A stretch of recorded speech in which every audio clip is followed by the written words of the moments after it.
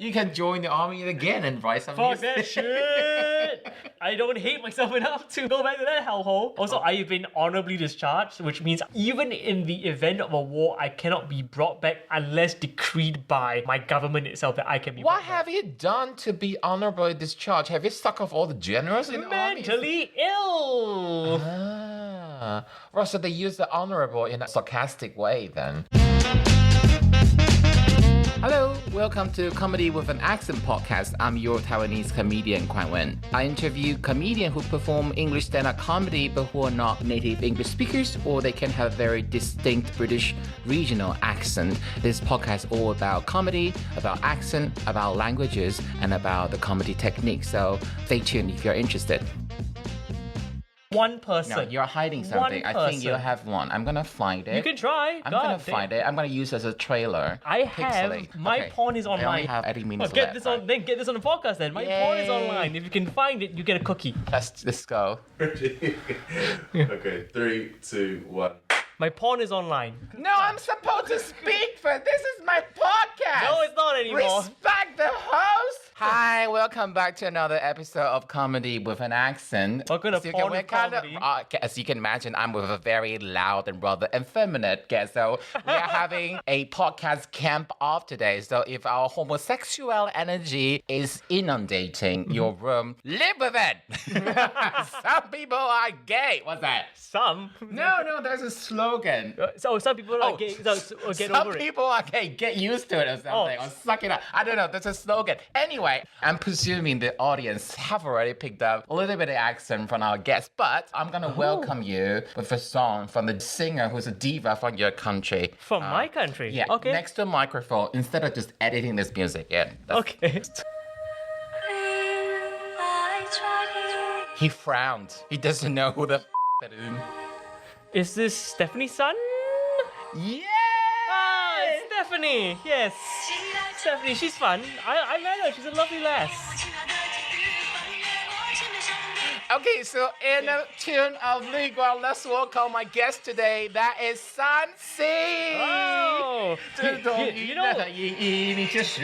know it's said that she's only a star outside of Singapore because nobody gives a shit about her inside of Singapore. You're such a cunning little bitch. I told you. No one gives a shit about the. I'm literally in the UK because no one gives a shit about the artist. Okay, let's be fair I though. paid Okay. money to fly to this studio. Listen, Yeah? you're from Singapore. Uh-huh. I know you guys are rich, Yeah. but the size of Singapore is a little pigeon dropping. So if she's big outside Singapore, but no one cares about her Singapore, I think that's the right order, isn't it? True, but we have better GDPs than most of your places.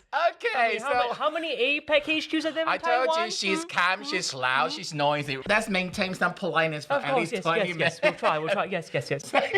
This is a whole professional setup right here. Are you sure he's not the host of this? Because he knows more about You are this the studio. most talkative and disrespectful guest I've Of had so far. course. That's why you get me. You're what do you Singaporean. expect this Asian to like, oh, hello, yes, you want me to be respectful. Singapore. Oh, no. Oh, no, let me bow for you. Like, you want that kind of shit, mother. I'm not white. Don't play the Asian stereotype in front of me. I mean, But you wanted the Asian shit. You wanted me to be respectful. What do you want me to do? That's from an angle of being elderly. An elderly? I actually don't know your age. Because now I look at you closer, even yeah. though you have the twinkie figure. Yeah, I'm actually a lot older than I look. No, yeah, well, at this distance, you are not as twinkie as they think What you. year were you born? What's your Chinese horoscope? Rooster. Shit, I might be 1 year older than you, or 11 Ooh. years younger than you. I thought you were in your 20s, bitch. I'm not, but how come you have wrinkles if you were born in You have to understand, I'm in a cold country for a week, so this face ain't used to the cold yet. Okay, Kind of the thing was like after a while. No, also this thing on my head here, I was Okay. born with the head wrinkles. so you're like Maybelline, you are born with it. Yeah, I've got like all this extra skin How do you here. call in English the wrinkles on your forehead? It is when you frown? wrinkles. But you know in Mandarin we have a specific term for that. My Mandarin's shite, love. I'm Okay. Singaporean. You know our Chinese isn't good. I know, that was my little thing to trick to make you admit without me having to ask for it. Cunning Taiwanese. So the wrinkles at the end of your eyes, At the end of my life. it's called the fishtail wrinkles Uh-huh. in Mandarin. Wrinkles on your forehead. Okay, this is Carry so boring. away. Let's- Are you kidding me? This is great. I could see the statistics, see the graphic when people start to drop off. And initially, some episode I make it very intellectual. Like And people just drop off. and people just drop off like crazy after let's keep this more like the football. lighthearted. Let's satisfy. The footy. The I worst love the footy. This episode is so okay, Sam. Sam. Yeah. We still need to follow a bit of structure. Yeah, KW. Sam say, Yes, KW. what is your mother tongue, technically? My mother tongue is Mandarin Chinese. It's not very good. But mother tongue, surely that should be your most proficient one. Not in Singapore. So Singapore, we all have a mother tongue, but we have all been trained to be proficient in English, primarily. For some people, it did not take, but for most of us, it did. But you're now speaking with me in your neutral English rather than Singlish, right? So if I want to talk my Singlish, it's more like this. If I want to be like that. But, continue. but this is also kind of how I talk like in Singapore. I just grew up with an accent. I never studied overseas. I just had this accent. So I find it fascinating when I go over to the West and people go, oh, you've got an Asian accent. Because when I'm in Singapore or in Asia, they go, oh, you have a Western accent. So I have an accent that exists nowhere.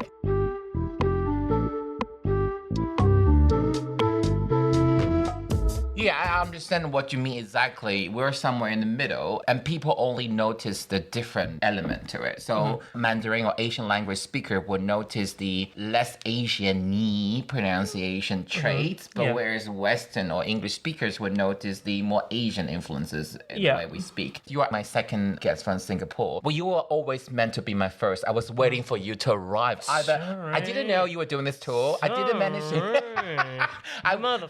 I tried. No, because I first met Sam before the pandemic during Edinburgh Fringe Festival. Okay, so which one was the first Singaporean then? Is it Jin Hao? Jin Hao, yes. Okay, good. We are actually good lad. Okay, good lad. Okay, it doesn't make sense, but we have to think by the time you hear this episode, somewhere I don't know, April, March, or May. So but we are on the 5th day or 4th day of Chinese New Year today. Yeah, and we're going to have hot pot later.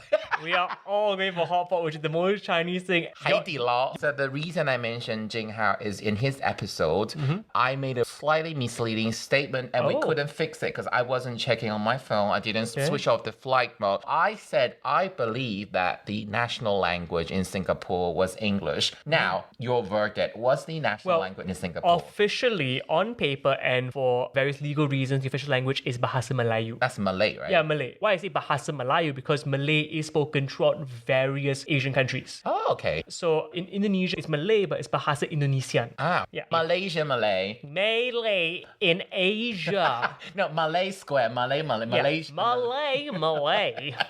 Okay, so... Hi, would you like to buy a rice patty hat? There's no audience here. Right, on paper, the national... I'm selling to camera.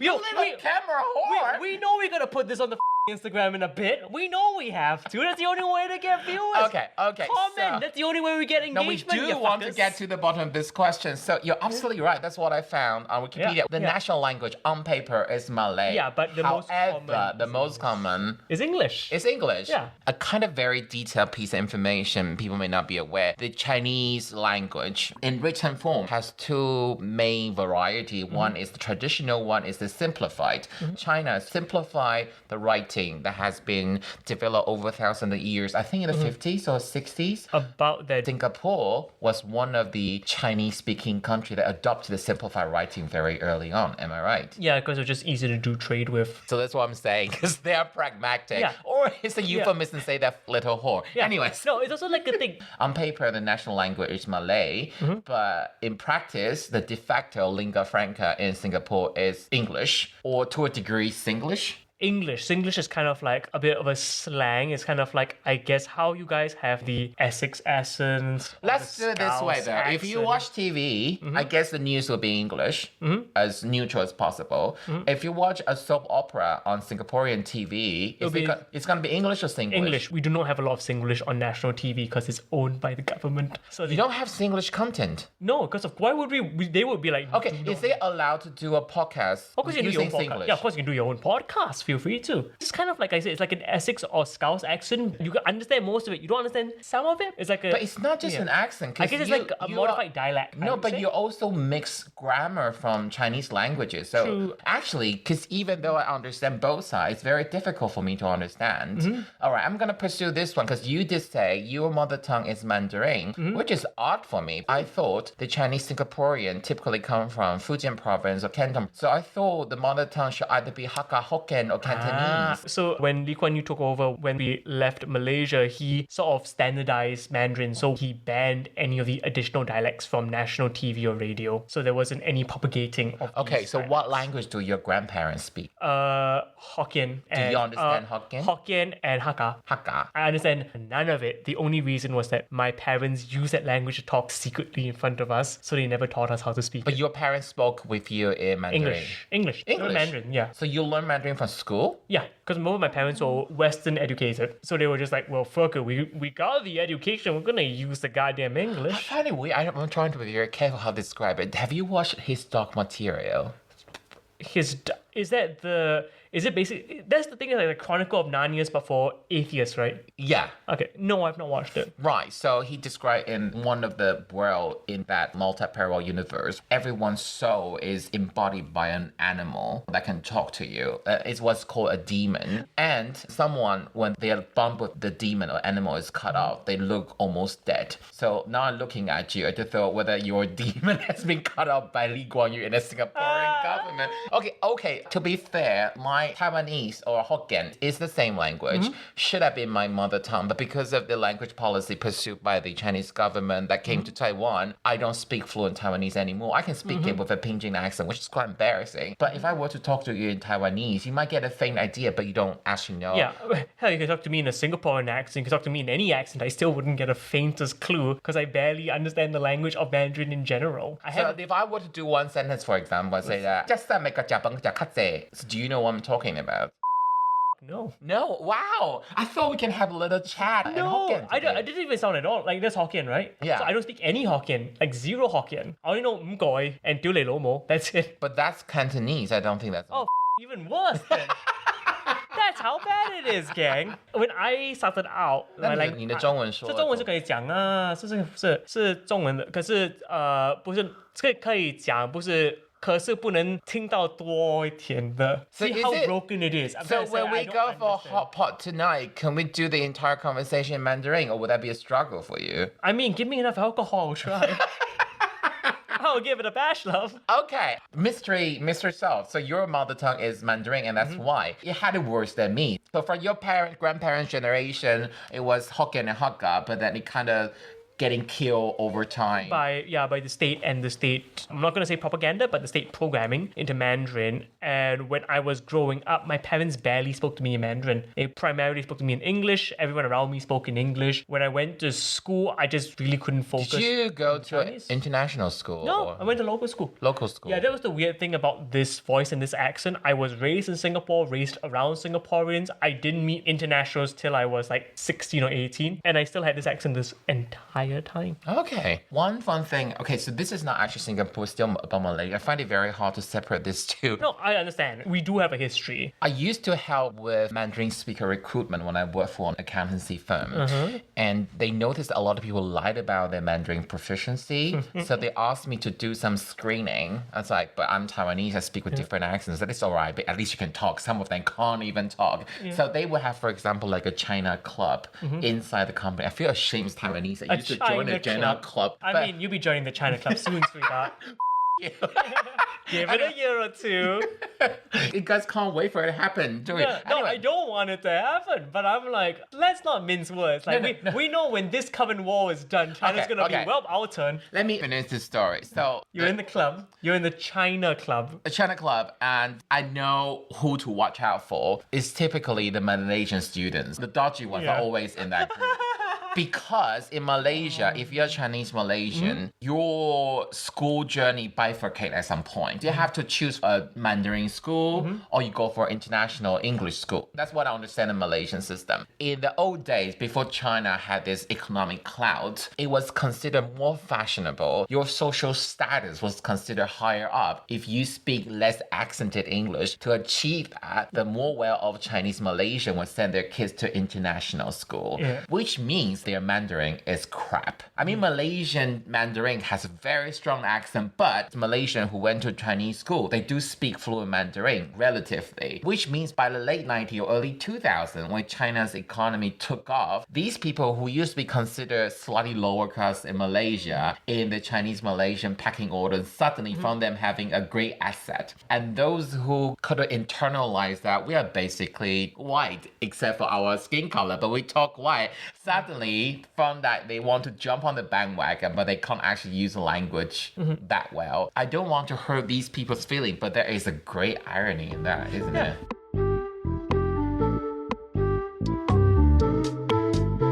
Right, okay, I'm gonna go back to my usual first question because I need to clear your background, establish the basic information. You half answered it at some point, but Sam, do you think you have an accent when you speak in English? Absolutely. Lord knows what the accent is. No one knows what it is. Like I said, the Westerners think it's Asian, the Asians think it's Westerner. I guess I just have a Sam C accent. I have this weird transnational accent that can never be placed or honed down in one position. But it keeps changing as well. Like based on where I am, it will change. I mean, in Singapore, it will change to a little bit more Singaporean. While I'm here, it changes a little bit more English. Right now, it's not. I can tell it's not as English as it can be. But if I'm here for like another week, have you picked up some Britishism since you arrived? Depends on what you mean by Britishisms, like terminology, or just a noise or anything noticeable. Right.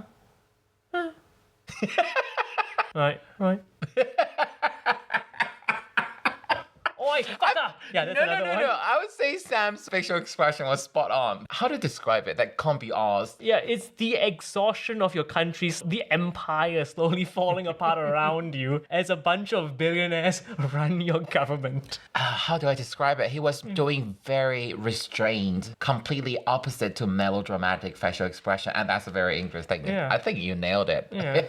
I think you're right that Westerner can tell you're Asian, but they don't know where you're from. But from Asia, I think I can tell you're kind of from either Singapore or Malaysia, but your accent is not as strong as a typical Singaporean. Also, that's the fun thing. You can tell I'm from Singapore or Malaysia because there is significantly more Western slant to it, whereas the rest of Asia doesn't. Because if you go from Malaysia up, hell, even Penang up, every accent's a lot more rooted heavily in the national culture and language, whereas Malaysia and Singapore, we've learned to sort of ditch it to speak English to a more international audience. True, but I knew the subtle difference between different Southern languages from China. Even though you're not fluent in Cantonese, it's so mixed up in the overall, there's a strong influence of Cantonese, but it doesn't sound like the Hong Kong kind of Cantonese. It's a very westernized Asian speaking English with quite strong Cantonese influences. So my guess would easily go to Malaysia and Singapore, and that's why. To be fair, that's also why I feel my Mandarin's been a bit crap over the years, because I could focus on the Mandarin, but I realized I wanted to do more work to Westerners and in the Western sphere, and I was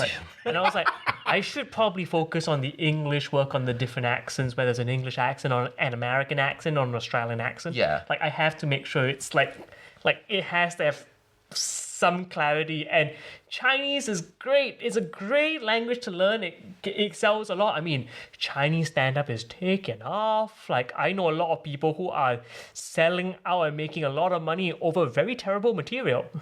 But that's all, you can only hit the Chinese market, and I don't really want to play to the Chinese so there was the market. constitution. So first, when I was telling the story, as someone who speaks more fluent English than Mandarin, I hope I didn't hurt your feeling or something. Not at all. Because I do think what I said was factually correct. Absolutely. You also mentioned that you made a conscious decision. As a Singaporean, you could have chosen one to as your primary market to focus on, and you chose the English-speaking market specifically. I mean, I could have been hardworking and done both, but Life's too short. I'm a stand-up. We're not hardworking people. We really aren't. We pretend to be, and then we spend most of our time in bed watching YouTube and going, I should write. So you made a decision you want to pivot. I think that's a word a lot of people. I was listening to this podcast. You were told off for using the word pivot, and you were forced to use transition instead. So you turned your attention to English comedy. Yeah. Did you have in mind because Singapore is only so big? Oh, by the way, I forgot to say. So Sam apparently opened for Jim Jeffery when he visited Singapore,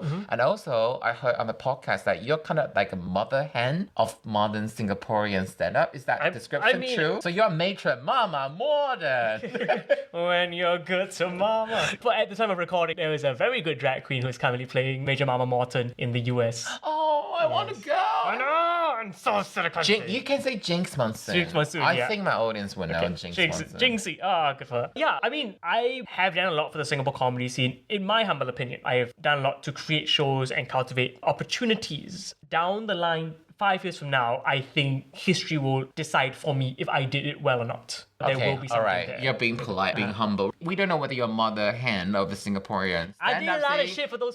But you are not nobody, basically. You're one of the founding fathers. Not founding fathers. That is a bit of a stretch. Okay. What's the deal opening for Jim Jeffery? Did you book it and make sure you get on the opening spot? No, he was doing the time the Jim Jeffery show on Comedy Central, and he was doing remotes in Asia. So for the Singapore section, hey, we're talking to some people about freedom in Singapore, and then his team reached out to this production company who went, hey, do you have a Singaporean comic? And this is going to be another name drop. Apologies, but no apologies. This guy who recommended me had seen me open for Kevin Bridges when he was in Singapore. Okay. Droppity names. He was like, hey, let's get Sam. I sat down with Jim to record. It was just like less than 3 minutes. But we sat down for half an hour because we were just having a really good time. Because the whole time before that, he was just interviewing a bunch of Singaporeans and law professors. So when it was with me, we were just like talking shit. He was doing a show that night and he was like, hey, you free? Do you want to come to the show? And I was like, yeah, sure, I'd love to. And then when I was in the queue, his opening act, who is an amazing comedian in his own right, Forrest Shaw, was like, do you just want to open? And I was like, yeah, sure, I'll open. Did he give you his spot? No, they carved time out of the show. They added extra time just for me to open. Oh. Because normally when you have these international acts, they bring their own opener. Opening for Jim Jeffery, that's a super big credit on your CV. Very rarely do you have local openers. But in my time, I've opened for some decent-sized names. That's the thing with Singapore. We're kind of like the Las Vegas of Asia. All these big names come in.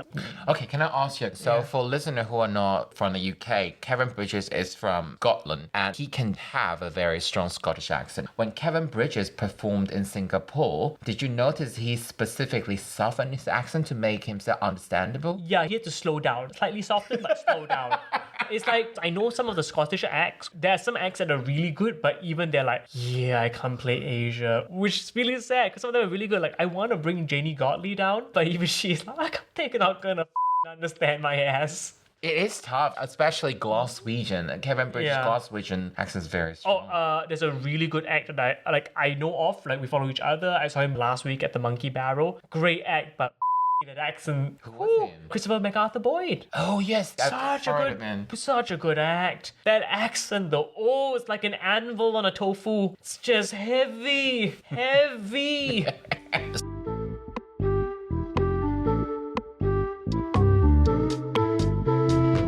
I think it was quite obvious you are from Malaysia, Singapore. So the only question people have to ask is which one that you're from. I mean, clearly I look like I have money, so Singapore. Don't say that. Uncle Roger is from Malaysia. He has money too. Yeah, look at that goddamn outfit. Okay, is there a difference between the rich people from Singapore and rich people from KL? Or what's the other town? Penang? I think the rich people in Singapore have money. The rich people in KL pretend to have money. Because remember, they're rich.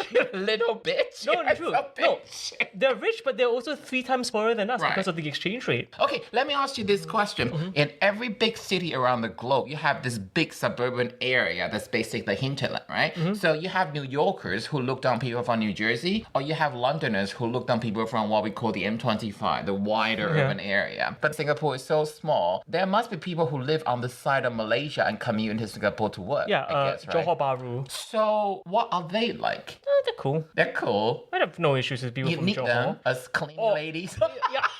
I mean, I'm not gonna say that, but during the pandemic, so the Singapore, Malaysia, both the street borders and the air borders, actually the most busy channels in the world. Because you guys didn't shut down the border between each other. No, before the shutdown, and even after now, just due to the number of people that are working from Singapore, working in Malaysia, Malaysia's working in Singapore, or people from around the world who are flying in and need to get to the other country just due to travel. Like, You mean their like- plane lands in Malaysia or their plane lands in Singapore and Right. they need to get to the other. The Changi Airport, one Yeah. of the busiest airports. Yeah, Changi to KLIA. That's one of the busiest air channels in the world. Okay, the channel be the Malaga Strait or something? Is that how you call The it? Malacca Strait. No, as in like the pathway between Changi Airport and KLIA. That's one of the busiest in the world. The causeway between Singapore and Malaysia, just on that highway, one of the busiest in the world as well. The difference between Malaysia and Singapore is both are multi-ethnicity nations, but Chinese is a minority in Malaysia, whereas Yes. Chinese Singaporean is the dominant ethnic group. Yes, you are absolutely But your correct. founding father, Lee Kuan Yew, when he set up the country, he was well aware of the potential conflicts between different ethnic groups.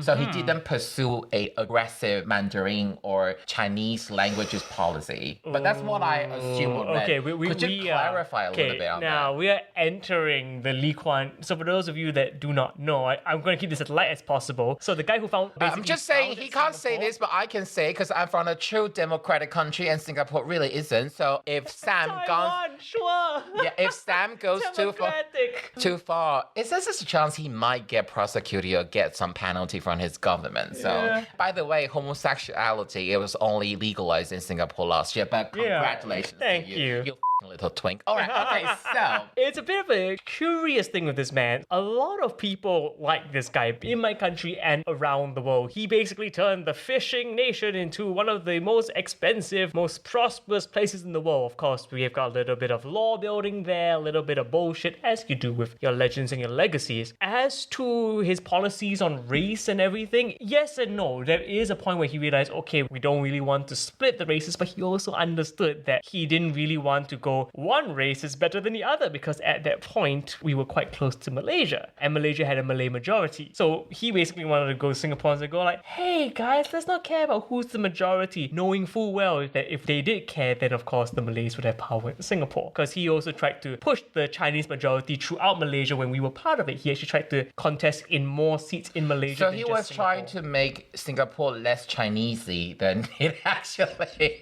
No, actually, he was trying to make it more on the slide by ignoring the majority of Malays in Malaysia, which was the bigger country that we were part of at the time, is to ignore that also in Singapore by going, hey, who cares? We're all equal. Therefore, he could ignore the fact that Malays in Singapore, although minorities, could take power. In case British audience you don't know, you guys kind of made this happen. Yeah, no, you totally made this happen.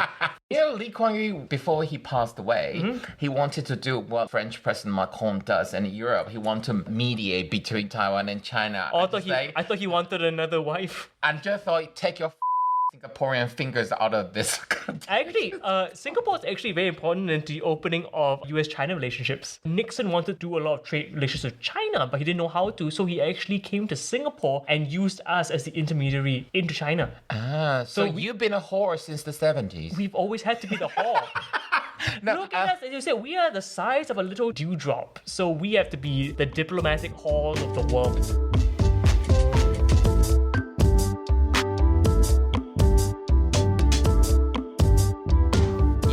Touring in continental Europe and now you come to the UK. What difference do the audience feel like to you? I think of a lot of continental Europe, people know what stand-up is, but it's not as, let's say, how long stand-up has been around in the UK. On this trip, it's the first time I've ever been to a public transportation, like an underground or train system. First time ever, I have seen a comedy club as a landmark. That blows my mind. You mean like as in UK in London Yeah, now? London, yeah. And I was like, wow, this is wild. I see posters on the subway for Daniel Sloss.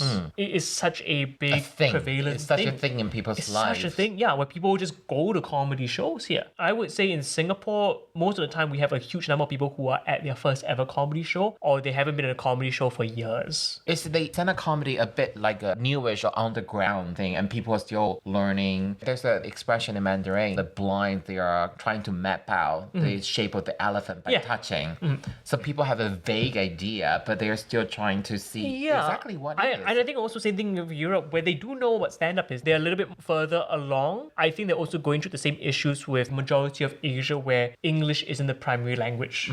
So based on what I'm seeing and what I think will happen for a lot of these European countries, it's going to be a bit of an English scene that grows to some prominence, and then the local scene, stand-up comedy in the local language will take over. So people learn the craft by doing English comedy and they transfer some of the skills. I think you'll eventually be. So you're saying when you visited those European countries, you feel like they are somewhere between how Singapore is a baby in stand-up culture, whereas UK, this is much more developed. So this difference, what does that translate into the audience reaction, or different things you need to do, or different skill you need to have to be able to have a good gig? Yeah, it's interesting. I don't have to work as hard. I don't have to sell every joke as hard because I trust the audience understands what a joke is. They understand where a setup and punch here in the UK. Okay. In Singapore and parts of Asia, I have to really make it very clear with the intonation and the delivery that this is a setup and this is a punchline. Whereas here, I can just take my time. I don't have to write as simple of formulas of jokes where I don't have to be like set up, punch, punch, punch. I can just do a long story if I want to and then put punches in between, and the audiences won't get bored if it's a longer story. They are invested, they are willing to listen because they understand that's how stand-up works, which is really nice. It feels like that scene in Dragon Ball, like Goku comes on and that guy is like, what? You think just taking off some leg weights and then Wukong drops it and it falls to the floor. Instead of just landing like with a thud, it breaks the concrete. And the guy goes, oh no, he's been only using 20% of his power. That's what I feel when I come here. I was like, oh, I can do so much more. I have been so limited in what I can do in Asia. Okay, so let me roll back a little bit outside the UK when you are performing in Asia or in continental Europe, where they are still learning what stand-up comedy can be as audience. It's quite difficult for you to do dry. Not even dry, just anything that isn't, let's hear. You have to exaggerate. Yeah, I don't know how to describe it without going too inside baseball. Basically, you have to explain to them what stand-up comedy is and then perform it within your set. You have to show them, here's what a joke looks like, here's what a joke sounds like. I'm not going to go to any long-form stories because you guys might not understand, or they might be a bit confused, why is it taking so long to get to a punchline? They need to be coddled in a sense, they need to be taken care of. We need to do enough crowd work to let them know, hey, well, we have jokes, relax. Whereas here, it's like, I see acts who perform like 7 minutes with just some laughs. The audience are just engrossed because the story is just so engaging. And that would never happen in a stand-up night anywhere else. Okay, but I would say there are certain venues or certain places in the UK the audience would expect that, though. Yeah. They would want punchy stuff. Yeah, but it's also like venue to venue, right? But there are a good number of places where that is like, hey, people understand. I have a joke. So this is my joke. I think it's an example to explain what Sam did. So the joke is I went for an acupuncture session and I asked the acupuncturist what his hobby is. He then say my hobby is fencing. Now, this is not a big belly laughter joke, but there is some funny in it. In the UK, I trust that I can stop the joke at the acupuncturist that his hobby is fencing. If I stop at that point, not everyone would get it. People will get Some people will. Yeah. Because the UK audience goes to so many comedy shows, they are trained to always think what's between their life. But you can't really do that in Asia. You do that. And I've not tried it, but my presumption has been if I were to go to Asia to do this joke, I actually have to physically perform the act of doing acupuncture and the act of doing fencing. This is the guy who is stuck in the pattern to always poking. Yeah, you have to like spell it out for these.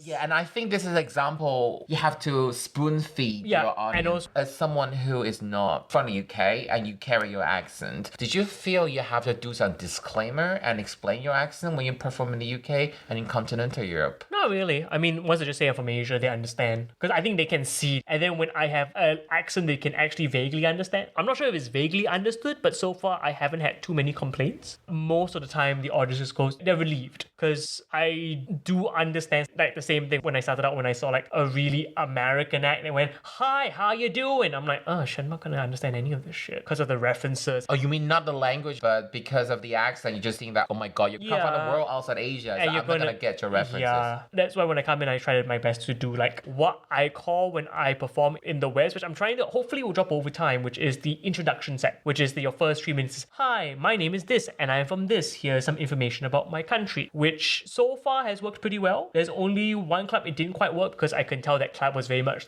we want to watch comedy. We don't need the introduction set. We can just get into it. But I still feel it's important to do that because especially for someone like myself who isn't a known quantity in this neck of the woods, I think it's important. Once you are a bit more of a known quantity, then you can do just go on stage and go, hi, start your Let's set. talk about this introductory set a bit more. Basically, for us, it is the admin. Yeah. And the best we can do is to make the admin slightly funnier. But we don't do it because it's the best joke we have. We have to do it because we have to get ourselves into the neutral position to be able to do a lot of different jokes. Yeah, it's just like, hey, I might be talking about my country or about myself and about my culture. Unlike, let's say, a white act from the UK, he doesn't need the introductory set because y'all know him. He's one of y'all. But if he's from different region with very strong accent, they do have to do that as well. Yeah, exactly. Was it through a hard lesson you've learned? Because before this trip, you've come to perform at the Edinburgh Fringe Festival a couple of times. So do you remember when you first made that journey and you didn't try to explain yourself? Was there an experience of bumping or disconnect? No, I actually started traveling in my comedy career from the year 2 onwards. So I just always had this in the back of my pocket. I think that first show I didn't do enough of an explanation. And from there, I had a senior tell me, yeah, you can't just jump in, do your set that you do back home. You have to sort of warm them up to you and your style. When you approach any new country or city, when you are not known, people are taking a chance on you so they don't feel obliged to laugh at you because they paid £80 for your ticket.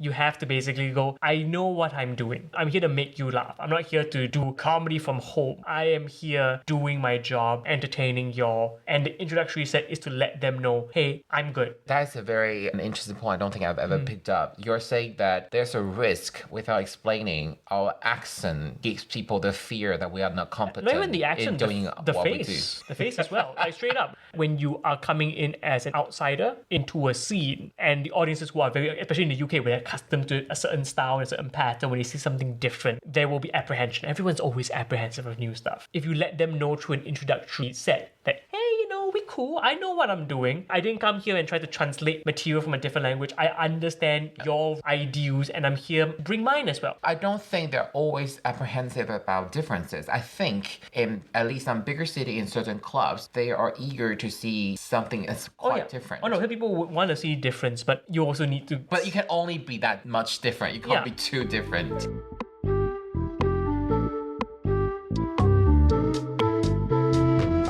A permanent bow-tied performer. Not always, though. Not always? Sometimes I wear a bolo. Right, okay. It's Do fancy you shit. always mention you're gay in your set? Depends on the material. Depends on the material. Did you feel you had to carry yourself slightly differently in different European countries this time? Not at all. The only place I've ever had to carry myself slightly differently was there any place? Oh, it's Malaysia. Yeah, you're not wrong, actually. I have played in Brunei and Oman. Malaysia's the only place they went, can you not say you're gay? Oh, the promoter asked you specifically. Yeah, can you not make too many gay jokes? Can you make any single gay jokes? And I have done Brunei and the Middle East and you are the only ones that have gone are scared? What the shit? Them in Singapore.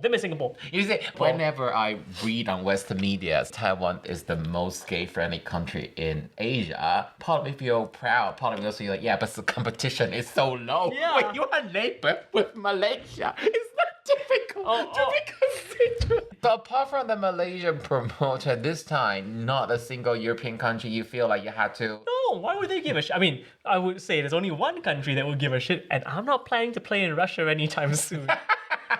One act did offer me to play in Russia, and now even he can't go back to Russia. I was trying to find a clip of you causing the international incident as you described in your set. It's not online. It's not online. I have the episode. You have the episode. I have the episode. Okay, I'm not gonna broadcast. Can you let me see it? I want to. I can literally. The only clip I can find is you being talked about by a news outlet. Yeah, I can guarantee you once you see the clip, you would just go, wait, where's the incident moment? And I'll be like, it's there. And you'll be like, that was nothing. And I'll be like, I know. No. I know it's nothing, but because it's Singapore, I fully No, it's not Singapore. It was Malaysia. Oh, Malaysia. Yeah, During an election season. Yeah, I do expect them to play this card because the racial tension between different ethnic groups in Southeast Asia is a very big topic, which I'm not gonna touch today. Oh yeah, it's not that kind of podcast. It's off Because I don't want to get into trouble. Come on, don't you want to get more Irish listeners? Nah, it's okay. I didn't particularly want to mention, I mean, it's a very important part of you. Part of me feel like having done a military service is such a thing of mine. This is my unique selling point. And I went to the Fringe Festival, found a more twinky shaped, beautiful Asian act doing similar material. Yeah, but I was a clerk, so I don't even have enough good material about it. What do you mean, a clerk? I was a clerk in the army, like just tippity tap admin guy. Or like a low rank one? No, I was high rank, but I was just a high rank clerk. I just did admin. I did an office job. Okay, just as a fellow cam gay man who has done the military service, I think Sam's material on his army experience is brilliant. So if you ever get a chance to see, I don't know whether he was doing this to go see him, or you can join the army again and write some Fuck music. that shit! I don't hate myself enough to go back to that hellhole. Also, I've been honorably discharged, which means even in the event of a war, I cannot be brought back unless decreed by my government itself that I can be What brought back. have you done to be honorably discharged? Have you stuck off all the generals in the army? Mentally ill!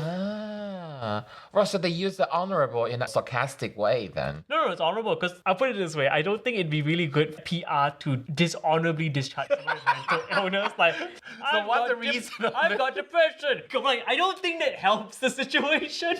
I think even the army, God bless them, knew better than that. Okay, so this has been our guest today, the honorably discharged ex-army man. All rise for the honorably discharged. Shi Wei Xiong. Is that your Mandarin name? That is my Mandarin name. How do you say that in Hokkien? Wei Xiong. Once again, I don't speak any Hokkien. You keep looking at me like I No, speak these goddamn I Chinese wanted languages. to ask you as the opening question, but I found a newspaper clip of you in Mandarin. So I know, Oh yeah, this is Sam's name. The interview was in English. They gave it to me to proofread, and I had to give it to my boyfriend. They're like, "Babe, could you help me read this? I don't read any Chinese." You're so bad. But I was gonna say for that newspaper article in Chinese, the main title was "Sowing the Seeds of Joy." I feel like you're ejaculating. Yeah, Sowing no, this- yeah. For some reason, I talked about being gay, which is so wild that I was able to say that I was gay in a national Do you newspaper. think they did it on purpose? You know, I asked them like, "Do you want me to say this?" And you're like, "We're trying to appear more liberal." Trying to appear more liberal by having quoted filthy language. Yeah, because it's called, because it's like 联合早报, known for being like a bit tabloidy. And it's a morning paper as Yeah, well. yeah. Right. How do people find you on social Well, media? you can find me on social media at Mr. Sam C. That's just 3 words: MRSAMSEE, 8 letters in every single one of the social medias on Facebook, Instagram, TikTok, Twitter, OnlyFans. Not on OnlyFans. But you made it sound like you were quick in setting all this up. But the fact is, you have to do Mr. Sam C because Sam C was already taken by someone. No, actually, no. I chose Mr. Sam C because I knew Sam C would be taken. Mr. Sam C is distinct enough. Right. I didn't want to do Sam C comedy. Just Hey, my title is Kuan-wen Comedy. What's wrong with having comedy? you got a bit more pizzazz. But the only all right, voice line. we'll end on that point. I'm gonna thank you again for coming onto the podcast. It's been Mr. Sam C. Thank you. Thank you for having and me. a happy Chinese New Year to you. 新年快乐 Oh, maybe I should cut it off because it will be only broadcast in April. 新年快乐 新年快乐 in advance for like a good 10 months.